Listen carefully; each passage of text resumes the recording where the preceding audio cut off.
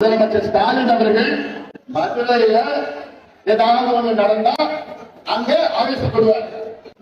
கடலூர்ல நடந்தா அமைதியாயிடுவார், வாயை திறக்க மாட்டார்.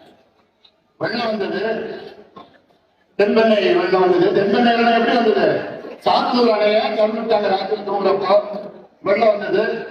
அந்த வெள்ளத்தினால பாதிக்கப்பட்ட எத்தனையோ உயிர்கள், 34 உயிர் போயிடுச்சு. லட்சக்கணக்கான மக்கள் உடைமைகளை இழந்தார், வீடுகளை இழந்தார். எவ்வளவு கொடுத்தார் ஸ்டாலின்? 2000 ரூபாய். சென்னையில வெள்ளம் வந்தது. சென்னையில வெள்ளம்னா சென்னையில கொஞ்சம், வேளச்சேரி பகுதியில கொஞ்சம். ஆனா சென்னை மக்கள் எவ்வளவு கொடுத்தாங்க? 6000 ரூபாய்.